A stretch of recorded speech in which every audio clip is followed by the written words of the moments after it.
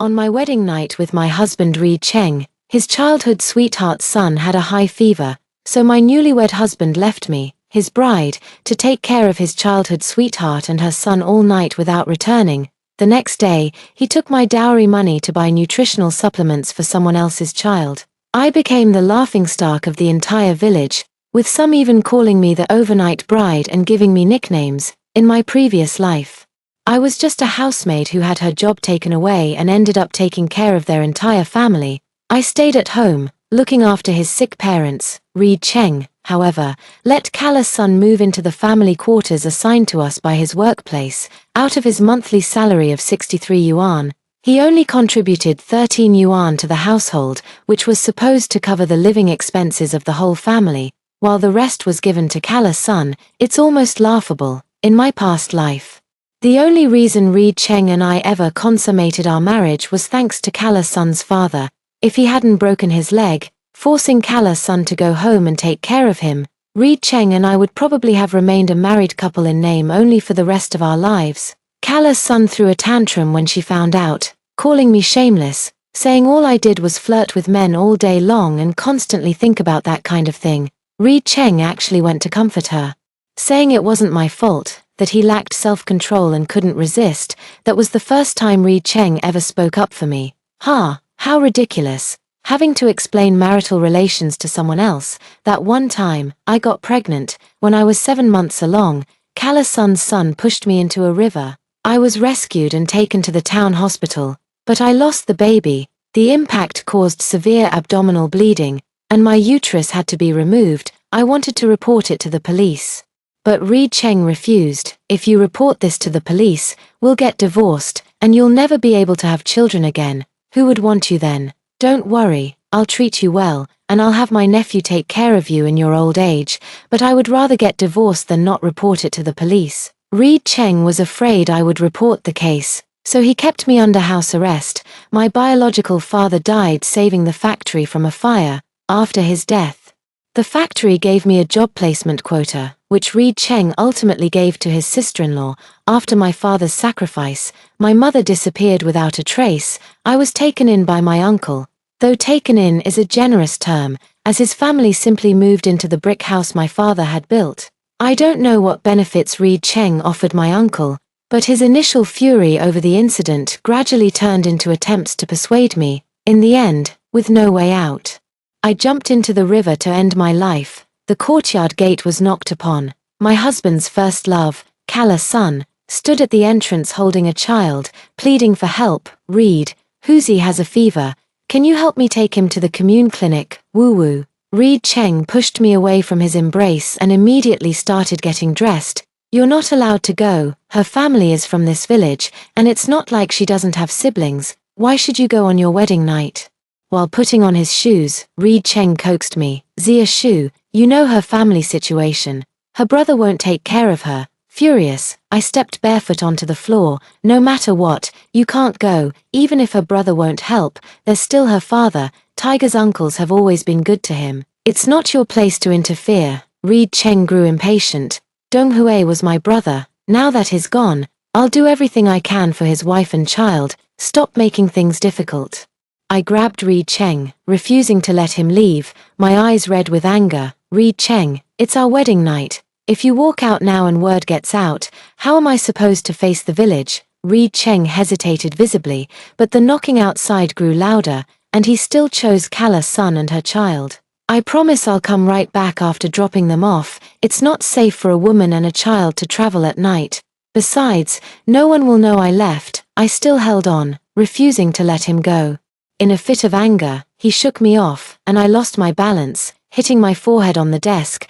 Blood instantly started flowing. Startled, he quickly helped me up and laid me down on the kang. Reed Cheng, my head is so dizzy. It's okay, the wound is very small. You rest for a while. I'll take the mother and child and come right back. My head was too dizzy. I didn't have the strength to argue, and all I heard was the sound of the door closing before I passed out. When I woke up again, the sky was still dimly dark. Reborn. I sat dazedly on the kang, the bright red double happiness character on the wall glaringly conspicuous. I picked up the mirror, examined my wound, and gave it a simple treatment. I wasn't alone, I still had my grandmother, who had always loved me dearly. Glancing at the clock, I got off the kang and opened my dowry chest. From it, I took out a brand new bedsheet, bundled up all the grain coupons, meat coupons, money, property deed, household registration, job assignment documents, and new clothes into a large package. After locking the chest again,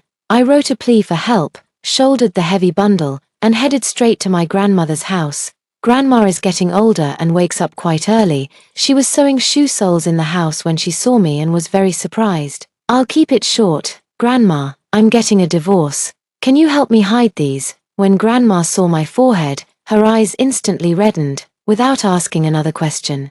She led me to a corner of the pig pen. Beneath a pile of weeds, there was a vegetable cellar. After putting the things away, I reassured my grandmother and hurried back to the Cheng family. Feeling a bit weak, I lay down and slept for a while longer. Early the next morning, Reed Cheng returned, carrying the child with his little first love following behind as they came back to the village. An aunt teased, "Reed, off doing good deeds again. Reed just loves helping others. Ha ha ha, all the way." There were the aunties' teasing remarks and laughter. How could Reed Cheng not hear the teasing in their words? He just smiled without responding. Rumors are spreading like wildfire in the village at this moment, and my nickname as the neglected daughter-in-law has once again been confirmed. After escorting Kala's son and her child back, he returned home without even sparing me a glance, heading straight for my dowry chest. Seeing the dowry chest locked, he finally turned to look at me. There I sat on the kang, staring straight at him, the shocking wound on my forehead clearly visible. Guiltily, he wiped his face. There were few people at the clinic yesterday, and Kala was scared being alone there, so I stared at him without saying a word. He sat by the kang, took my hand, and said, "Zia Shu, Huzi is quite ill and needs some extra nourishment. Could you give me some of your meat and sugar ration coupons?" Reed Cheng and his best friend both fell for Kala's son at the same time, because Liu Donghui's family was better off and offered a larger bride price. The Sun family married Kala's son to Liu Donghui. Perhaps what you can't have always seems the best. This incident became Reed Cheng's greatest regret in life. In his previous life, he used my money to buy meat, brown sugar, and nutritional supplements for Kala's son and her daughter. I worked like an ox in their household, even toiling in the fields. From the day I married into their family, his sister-in-law turned into a Lin Dayu, feigning illness or fainting every day, leaving all the chores, washing clothes, cooking, feeding pigs and chickens, to me alone. His parents also seemed to age overnight, suddenly incapable of doing any work, because I was a high school graduate.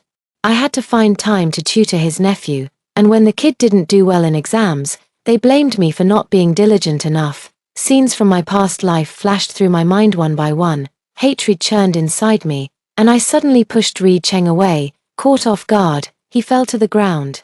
I got out of bed and put on my shoes. "I want a divorce. We haven't gotten our marriage license yet because last time we were about to, Kala's son sprained her ankle, and the time before that, Kala's son's son fell and split his head open.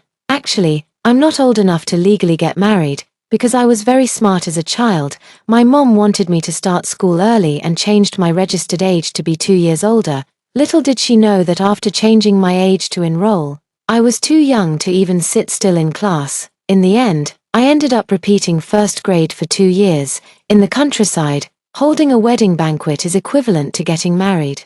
I want to make a big scene and let the whole village know their family is behaving disgracefully, a clear and public cancellation of the engagement. I'm actually quite grateful to Kala's son for repeatedly obstructing my marriage registration. It saved me from the biggest trouble. Reed Cheng, who was just about to curse, instantly shut his mouth and shot a sharp glare at me. The money and coupons were living subsidies from my dad's factory. I saved them by scrimping and saving. Why should I use them to nourish someone else's child? You want it? I curled my lips. Dream on. You. Reed Cheng's face instantly darkened, and he sprang up from the ground in a flash. "Zia Shu, what do you mean by this? Before we got married, you promised to help me take care of Kala and her child together."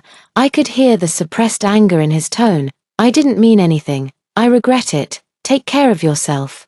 It's none of my business. Are you playing with me? You tricked me into holding the banquet and now you're showing your true colors. Don't think that just because we had the banquet, you're my rightful wife. Don't forget, we haven't registered yet. I can kick you out anytime." At this moment, the mother-in-law entered. "You brat. What nonsense are you spouting?" She rushed in and slapped Reed Cheng twice. "In my previous life, I never truly understood what kind of person my mother-in-law was until the day I died. On the surface, she sided with me and would even scold her son, yet she never stopped him from taking care of Liu Kala. She knew to warn Reed Cheng's sister-in-law not to bully me and would even reprimand her, sometimes even giving her a few lashes with a willow branch. But secretly, she would give money to his sister-in-law, indulging her laziness and allowing her to avoid work. Such a person, in my past life, I considered her the closest to me. I avoided the hand Reed Cheng's mother reached out to pull me. Aunt Cheng, Reed Cheng is right. We can't be considered husband and wife. We never registered our marriage, nor did we consummate it. Zia Shu, is it just because I didn't consummate our marriage with you last night? Stop making a scene. Give me the ticket first. Tomorrow we'll transfer the job to Kala. I promise I'll consummate with you. And you won't even have to go to work and suffer anymore." I couldn't even imagine how he managed to say such shameless words. Before I could speak, Reed Cheng's sister-in-law jumped in. "Why on earth should our family's job be given to Kala's son?" Reed Cheng's mother also looked disapproving. "Jobs in town are so valuable now. Even one can sell for 1,000 yuan. Reed Cheng, I wouldn't say anything if you gave Kala's son some small items like needles and thread.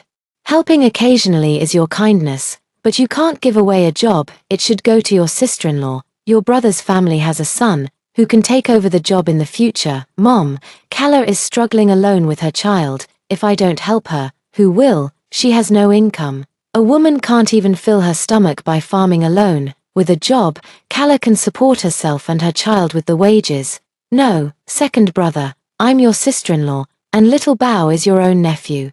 With a town job, Little Bao can go to school in town. How can you not think about your nephew's future?" Reed, a delicate voice called out, and just hearing it made me feel physically sick. Kala's son came holding her child. She had waited at home for a long time, but Reed Cheng never brought the meat coupons. She decided to come and see for herself, just in time to overhear the argument about work. With tears welling up in her eyes, she looked at Reed Cheng's mother, her legs giving way as she knelt down. "Auntie, please have mercy on me. It's so hard raising a child alone. After Donghui passed away, I have no one to rely on." Woo-woo. At that moment, I stood by watching the drama unfold. In my past life, I never knew how they eventually reached a consensus. Kala's son. "What does your dead husband have to do with our family? You're raising the Sun family's child, so why come asking for a job from our family? Stop crying here. It's useless no matter how much you cry." Sister-in-law Reed Cheng wore a determined expression. Reed Cheng's mother shot her daughter-in-law a glare. "Shut up, is that any way to talk?"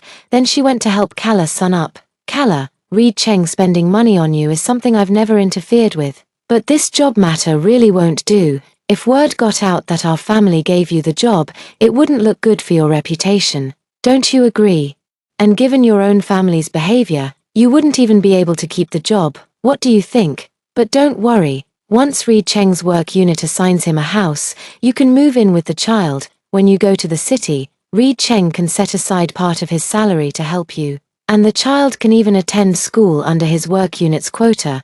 How does that sound? Only now do I see how shameless this family is.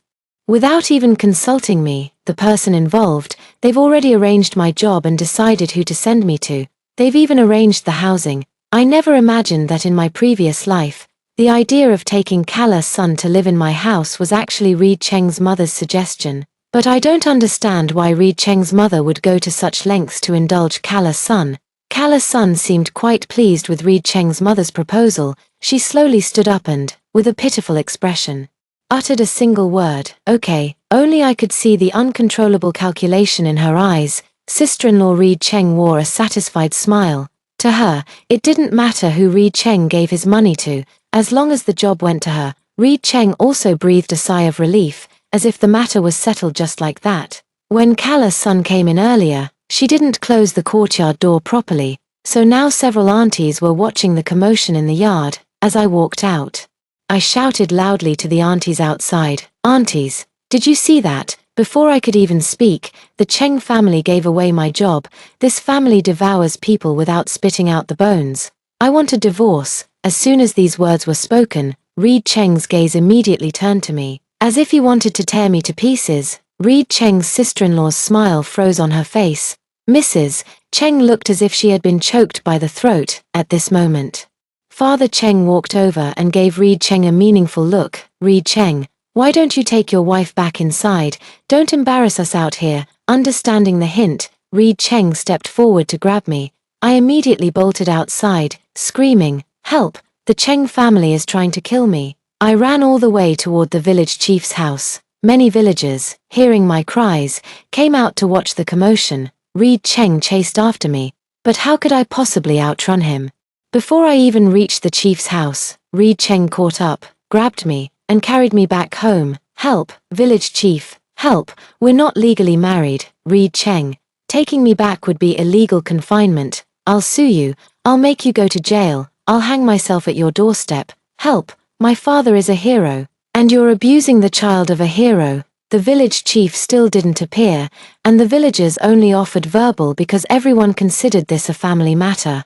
There was nothing they could do. "Reed, don't hit your wife when you go back, you've just gotten married, it'll get better with time." "Cheng boy, why haven't you two gotten your marriage license yet?" TSK, not getting it is unacceptable. "Hey, put Xia Shu down right now, let's talk this through properly." Just as we were approaching Reed Cheng's doorstep, my grandmother arrived and stood in front of Reed Cheng. "Reed Cheng, what do you think you're doing? Has our Xia been sold to your family?"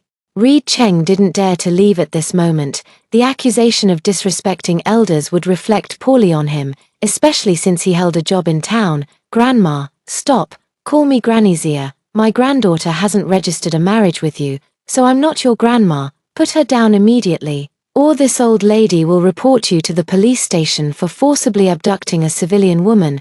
Hearing this, Reed Cheng's face turned pale. He immediately set me down. At this moment, Reed Cheng's father also came out. "Grandma Xia is here. Please, come inside." "No need, I heard they haven't registered their marriage yet. Without the certificate, they can't be considered husband and wife." "Xia, come home with Grandma." Grandma tried to pull me away, but Mr. Cheng stopped her. "In-law, look. The kids are young and don't understand. It's just a little quarrel between husband and wife.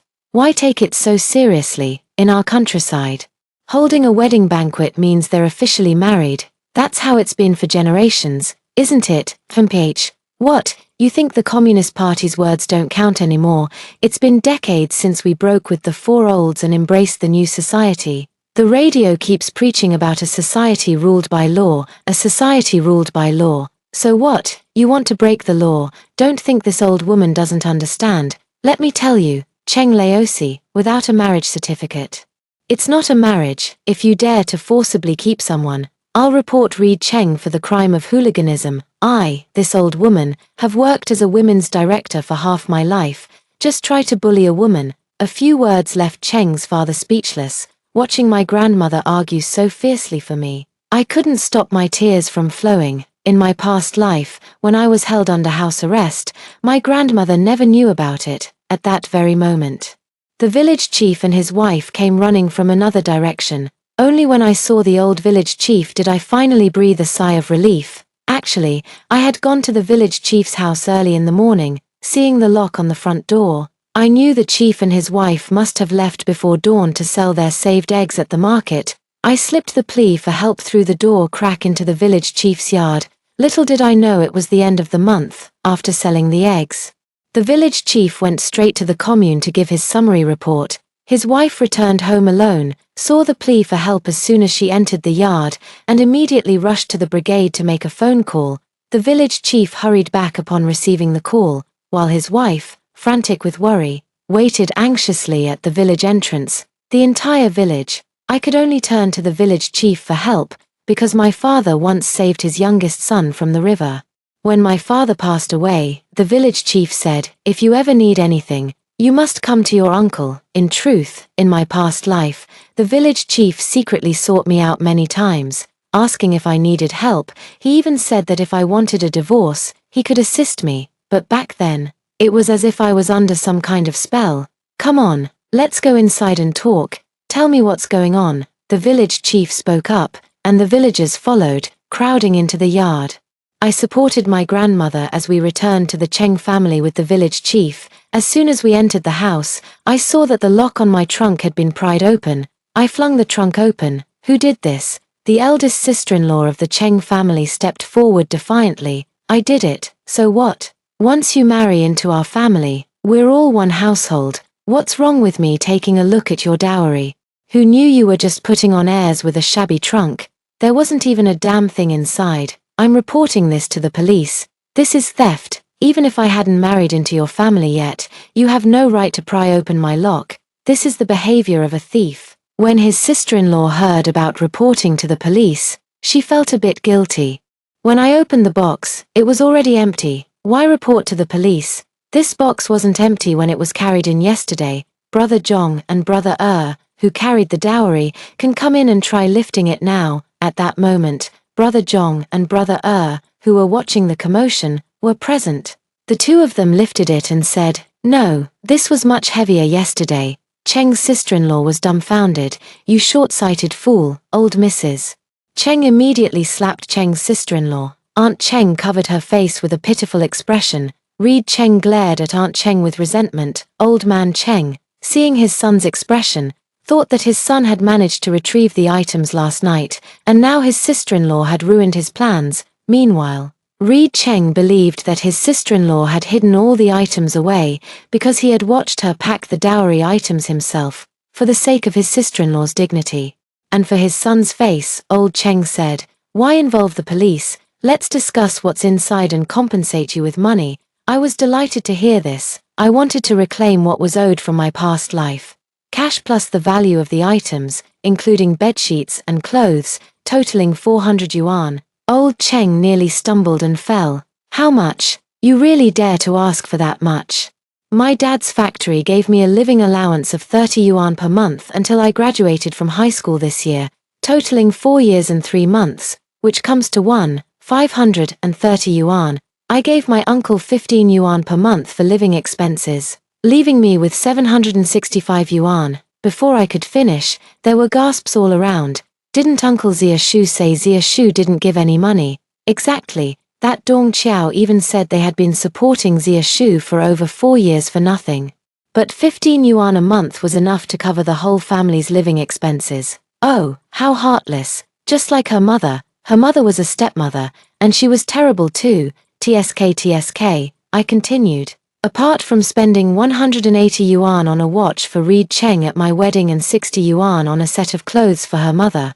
Alright, stop talking, I'll give you the money. Before I could even finish calculating how much I should have left, Reed Cheng cut me off. In the end, the old lady came out of the room with 400 yuan and handed it to me. I then reached out to Reed Cheng again. "Give me back the money for the watch and the clothes I bought for your mom and your sister-in-law, totaling 312 yuan. Reed Cheng flew into a rage. "Zia Shu, that's enough, don't push your luck. What do you mean? I'm not marrying you anymore, and your family didn't give a single cent for the betrothal gifts. Can't I even take back what's mine? Are you a robber?" Reed Cheng's veins bulged as he gritted his teeth and said, "Mom, give her the money." This time, old lady Cheng was unwilling. "Why should I? Our family spent money on the banquet yesterday. Isn't this a marriage scam?" I pointed to my forehead. "If you don't return it to me, I'll report it to the police and sue you." What is this called? Abuse of women. In the end, I happily received 712 yuan. I know this is essentially most of the Cheng family's assets because, in my previous life, not long after I married into their family, old Mrs. Cheng fell ill. The family emptied their savings to scrape together 1,200, just enough to save Reed Cheng's mother. I wonder how his mother will fare in this life without the life-saving money. The old village chief took a drag of his cigarette and said, "Now that we've settled the money issue, let's talk about calling off the engagement. Since there's no marriage certificate, let's just drop it." "No."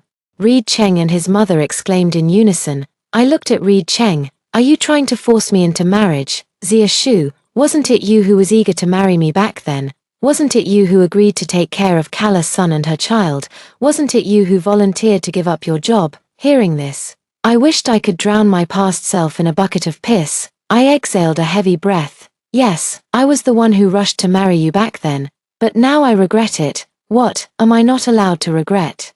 I don't want to jump into this fire pit anymore. Since I've already regretted it and decided not to marry you, the subsequent promises naturally become meaningless. I'm no longer your fiancé, so why should I take care of your little first love, if I'm not marrying you? Why should I give your family the job my father exchanged with his life? Reed Cheng's expression changed instantly, the anger on his face disappearing. He sighed, his tone suddenly becoming gentle. Zia, all right. Stop being temperamental. Looking at the fake, nauseating smile on his face, I wanted to slap myself even more. Why did it take dying once to finally open my eyes? I know I was wrong. I shouldn't have run out yesterday without consummating our marriage. I just thought, since Donghui is gone, and Huzi is his only bloodline, I was afraid something might happen. Can you forgive me? I promise from now on, I'll discuss everything with you. Even if I help them, I'll get your approval first. We can talk about work later. I promise we'll go get our marriage certificate this afternoon, so you'll feel secure. Are you trying to trick me into getting the certificate so you can lock me up? I directly exposed his true intentions. You insisted on carrying me back despite my resistance. Isn't it obvious you just want to keep me under house arrest? At this moment, I finally understood that in my past life, the decision to confine me was likely also the idea of this seemingly honest father-in-law. The village chief then spoke up. Marriage should be voluntary. Since Shu refuses, this engagement is hereby cancelled. From now on, both parties are free to marry others without interference. Zhong, return the dowry box to Shu. Although the Cheng family was unwilling, with the village chief having spoken, they couldn't actually force the marriage. The village chief stood up to leave. Wait a moment.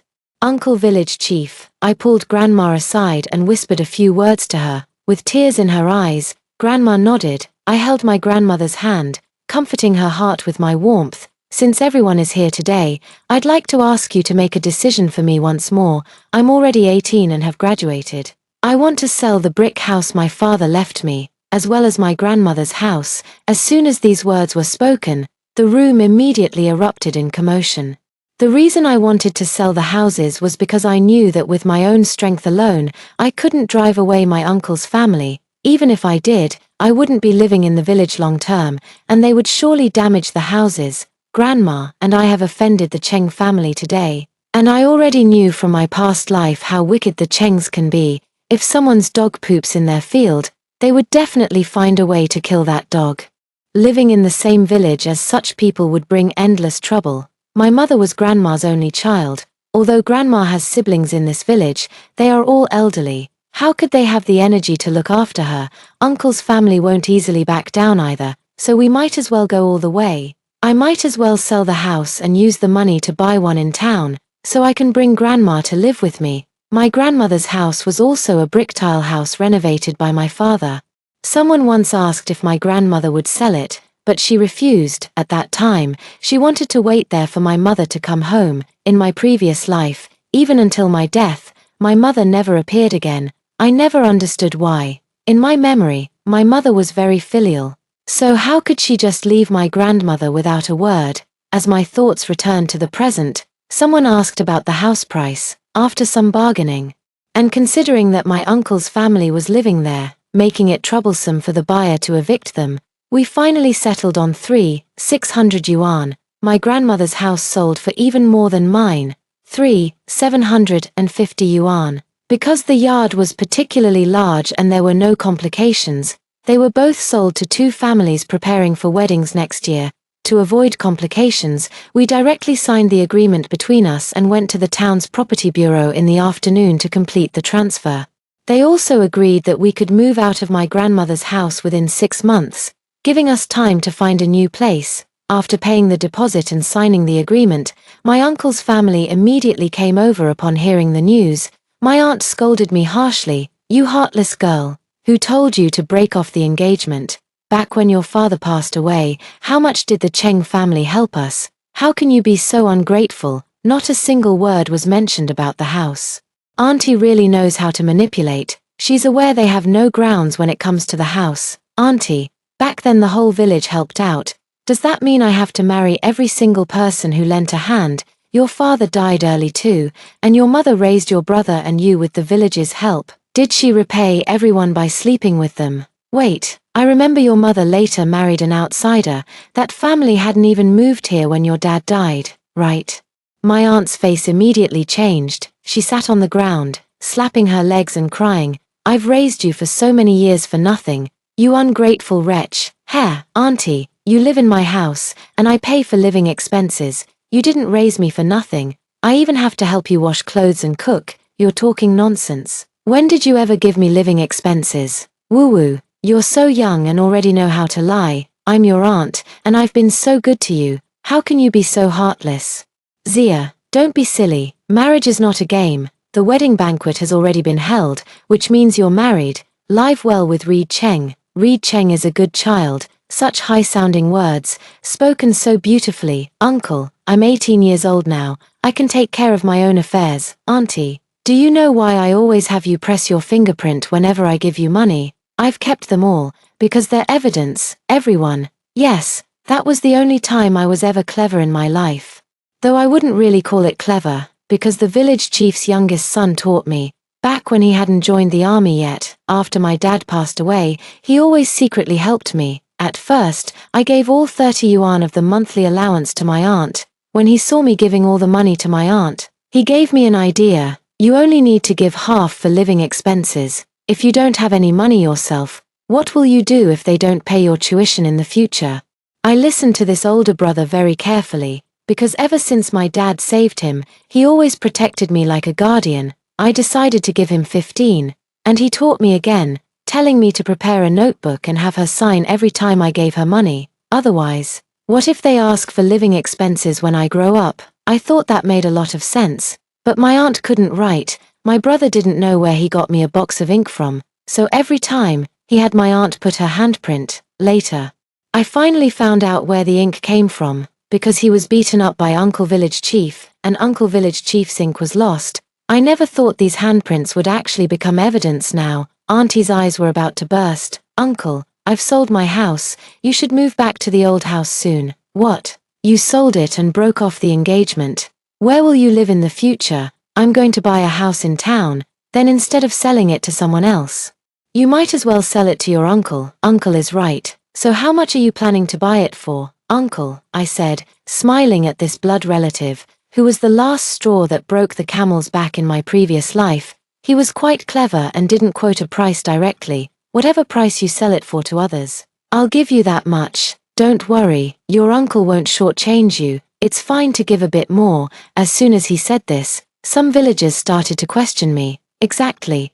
Why didn't this girl ask her uncle first if he wanted it? How could she just sell it to an outsider? That's right, she's heartless. Doesn't even understand the principle of favoring family by 3 parts. No wonder they say you can't raise someone else's child to be loyal. Faced with all these comments, I couldn't care less. Alright, I'll buy it for 600 from outsiders, but you give me 500. Grandma and I still need to buy a house where I work. Or else we'll be left homeless on the streets. Uncle's eyes flickered. Fine. Then tear up the previous agreement. The previous buyer was about to get angry, but I stopped him with a look. Uncle, pay the deposit first. I've already taken a 300 yuan deposit from someone else. If I sell to another buyer, I'll have to compensate them 600. Uncle also wants to sign an agreement with me. If the full payment isn't made within 3 days, the deposit won't be refunded. I'm looking for someone to buy it.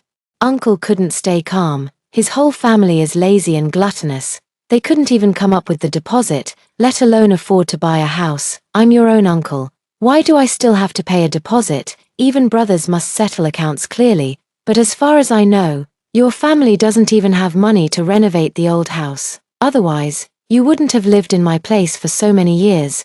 Where would you get the money to buy a house? Your uncle will give you an IOU first, and slowly pay you back later. Everyone around, is he trying to get something for nothing? Even the village chief laughed. Alright, this matter is settled then. Everyone can go back now. We'll go to the town together this afternoon to handle the formalities. Auntie kept scratching and hitting Uncle all the way as they left, scolding him non-stop. Brother Zhong and second brother, please help me carry my boxes to Grandma's house. Grandma and I had a simple lunch, and in the afternoon, we smoothly completed the property transfer. I also received the money. I immediately deposited all the money into the credit union. I now have 684 yuan in hand. My grandmother gave me a passbook with 200 yuan in it, which I haven't touched because it's her retirement savings. I wasn't in a hurry to go back. I bought some cakes for my grandmother at the Supply and Marketing Cooperative and then wandered around the area, trying to find out if there were any houses for sale nearby. Actually, housing is quite tight these days because, in recent years, educated youth returning to the cities have faced challenges with both jobs and housing. In the end, I returned empty-handed and came home to watch some excitement. In the morning, Uncle tried to undermine the deal, which made the buyer furious. A notice was issued. If they didn't move out within 3 days, their belongings would be thrown out. Uncle is a bully at home, and Aunt has no support from her own family. With only my father as his brother, Uncle has also alienated many relatives due to his petty nature. No one was willing to stand up for him now. Left with no choice, Uncle's family began packing up their old house. A large section of the old house's wall had already collapsed. He started borrowing money from everywhere. After that, I started going to town every day to look for a house, searching for half a month straight, but they were either too run down or too expensive. In the end, I gave up. I decided to rent a place first, thinking that buying a house would have to wait for the right opportunity to come along. The sooner I rent a place, the sooner I can report to my new job. Zia Shu, I'm having lunch with my grandmother when someone outside calls my name. I go out to see it's the village chief's daughter, Sister Tsaixia. Come in quickly. Have you eaten? She smiles warmly. My brother has returned, and my mother wants you to come over for dinner. Brother Yuanheng is back. Xie Yuanheng was the village chief's youngest son.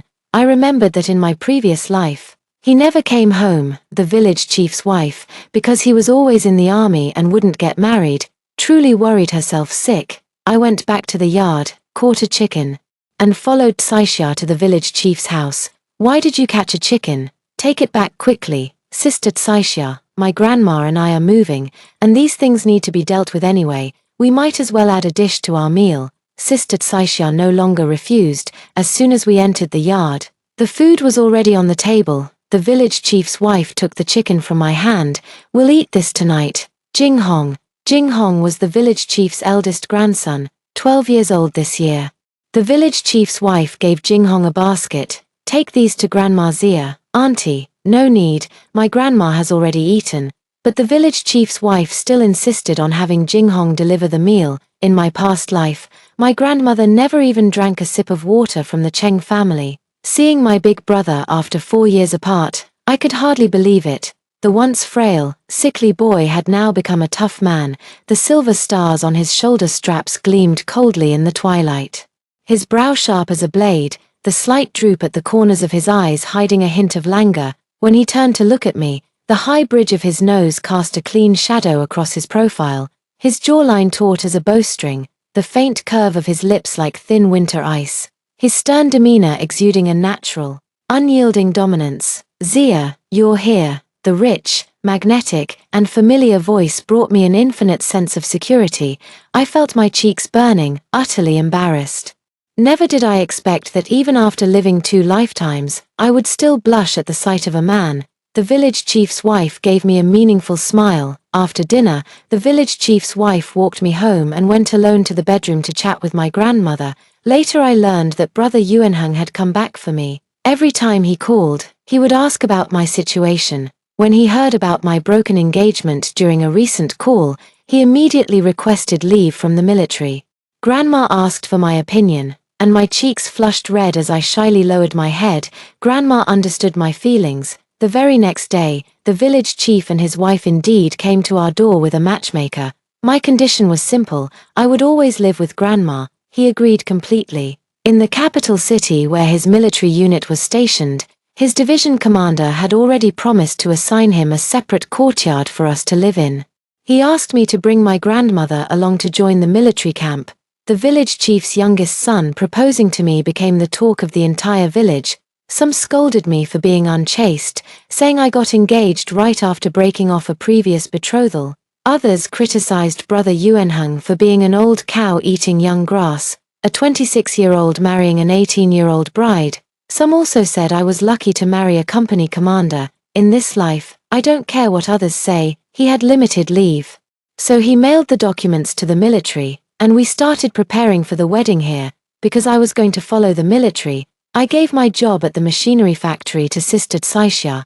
After the Cheng family found out about this, it said that old man Cheng beat Reed Cheng. Because Reed Cheng had delayed getting married to me, the village chief's family gave me a total of 1666. 666 was for the bride price, and they gave me an additional 1,000 yuan, saying it was money for buying a job. I didn't want the money for buying a job, but Yuan Heng forced it into my hand. He said, "Money is a woman's security." Having lived 2 lifetimes, I truly believe that statement is the truth. We held the wedding banquet 3 days later. On our wedding night, Yuan Heng carried me to the bed, his gaze burning with passion as he said to me, "Zia, actually, I liked you even before I joined the military." I punched him lightly. I wasn't even 14 back then. You. He leaned down with a smile and kissed my forehead. "Do you know why I joined the military?" I shook my head. He cupped my face. "Because the moment I saw you, I wanted to kiss you. I was afraid I'd make a mistake. So I ran away to join the army, waiting for you to grow up before coming back to marry you. But when I found out you were engaged, I regretted so much that I had joined the army. If I had known, I would rather have made a mistake than let you be with someone else. I thought I was destined to grow old alone, but who knew heaven would take pity? You called off the engagement, and I knew my chance had come." My face flushed. What was this feeling? My heart was racing. "Zia, you're my darling from now on. I'll make you very happy." Everything fell into place. He was fully prepared, saying he would have children after he turned 20, as having them too early would be harmful to the body. In the coming days, I feel a bit afraid of the dark. 10 days later, we received the marriage application report from the military, and we went to get our marriage certificate that very day. He bought a lot of candy and handed it out to the staff at the Civil Affairs Bureau. After leaving the Civil Affairs Bureau, we walked hand in hand as he took me to a photo studio, where we took our wedding photos. He bought me many beautiful clothes and little leather shoes. During this time, because I was eating well, I had gained some weight. Standing in front of the dressing mirror, looking at my youthful and pretty self, I deeply realized how important a woman's choices are. My house was sold almost a month ago. That day, the aunt who bought the house came to me and handed me a piece of paper, saying she found it hidden in the brick crevices of the cellar while cleaning. When I opened it, my eyes nearly burst with rage. Yuan Heng accompanied me to report the case at the local police station. It turned out that after my father passed away, my uncle's family coveted our property and confined my mother, locking her in that very cellar. They spread the word that my mother had run away. My mother was beautiful. One night, my uncle tried to assault her, but she fought back and injured him before running away. However, she was caught and brought back. This scene was witnessed by Reed Cheng, who happened to be up late due to a stomachache. Later, Reed Cheng secretly visited the cellar after school to check on the situation. My mother borrowed a pen and paper from him and wrote this letter, documenting the crimes committed by my uncle's family. Reed Cheng ignored my mother's plea for help and didn't tell anyone. After the local police arrested my uncle's family and interrogated them, my uncle finally confessed that my mother had died. She had fallen off a cliff while trying to escape again as he chased her. The police searched the bottom of the cliff and indeed found the remains of a woman. Reed Cheng also used this incident to threaten my uncle's family, making them give up helping me. My uncle's family was all arrested. My uncle and aunt were sentenced to death, and their property and assets were given to me as compensation for emotional distress. The rest of those who knew but did not report were punished accordingly. I hated Reed Cheng even more. In my previous life, he knew everything but didn't report it or tell me. Reed Cheng was charged with harboring a criminal, which led to him losing his job. Without income, his family no longer had the loving mother and filial son dynamic. Reed Cheng had no money to give Kala's son, and Kala's son stopped paying attention to Reed Cheng. A few days later, Reed Cheng's good buddy Liu Donghui returned to the village, causing a sensation throughout the entire village. Reed Cheng could hardly believe that his supposedly dead brother was actually alive. It turned out that Liu Donghui had never been in any trouble. Because he was idle and jobless, unable to support his wife and children, he went to the city alone to earn money. but fearing that his family would be left uncared for. He came up with a plan to fake his own death. He knew Reed Cheng had feelings for his wife. Kala's son couldn't stop Liu Donghui, so she had no choice but to pin her hopes on Reed Cheng. To keep Reed Cheng tied down, Kala's son told him the child was his. Reed Cheng often drank with Liu Donghui, and there was indeed one time when he got drunk and assaulted Kala's son. Cheng's mother also believed the child was Reed Cheng's, so she never stopped him from giving money. Reed Cheng devoted himself wholeheartedly to taking care of his wife and children. He also made money outside, but he started a new family. However, his new wife gave birth to a girl. There was no other way. Now that he had money, he wanted a son to inherit his legacy, so he came back to take his son. Kala's son refused to give him up, so Liu Donghui offered $2,000 to buy him out. In the end, Kala's son sold her own son to Liu Donghui for $2,000. Since the two had never registered their marriage, they also avoided the hassle of divorce. Reed Cheng refused to let Liu Donghui take the child away because he always believed the child was his. Liu Donghui beat Reed Cheng up and took Huzi away, telling him, "Let me be honest with you, Reed Cheng. The child is biologically mine, it's just that we couldn't afford to raise him, so Kala's son came up with the idea of having you take care of him." Reed Cheng went to confront Kala's son, but she had her own way of handling him. She simply coaxed him back into bed. Yuan Hang returned driving a military vehicle. "After burying my mother, I gave away or sold all the household belongings and then took my grandmother with me to follow Yuan Hang to the capital city. In the military compound of the capital city, we were assigned a two-story house with a yard. Yuan Hang held my hand with one hand and supported Grandma with the other, saying, 'Grandma, from now on, this will be our home.' The next day, Grandma took me to her bedroom and opened one of the cloth bundles. Inside were ancient paintings and small goldfish. Back then, Grandma's family background was considered unfavorable, and it was only after marrying a poor farmer that her status changed. However, even after the family's assets were confiscated, she managed to secretly keep some. I didn't have a job, so I started my own business and benefited from the opportunities of the times. During the new year when I returned to my hometown, I listened to my mother-in-law share village gossip with me. Kala's son and Reed Cheng got married, and the Cheng family also split up. The reason was that Reed Cheng's mother fell seriously ill, couldn't afford medical treatment, gave up, and passed away. Reed Cheng's father then married a widow, and the household became chaotic every day. Huzi was sent back. It was said that not long after Liu Donghui took Huzi away, his new wife became pregnant, and it was said to be a boy. Huzi, afraid that the birth of a boy would affect his status, tried to push the new wife into the water during an outing. The new wife had already noticed his scheme and quietly avoided him, causing Huzi to fall in himself. The river wasn't deep, but a rock pierced and blinded one of Huzi's eyes. Liu Donghui then sent Huzi back, and now Reed Cheng is still taking care of him. Yuan Heng held my hand as we walked in the snow and saw Liu Kala in a tattered cotton-padded jacket, leading the one-eyed Huzi by the hand.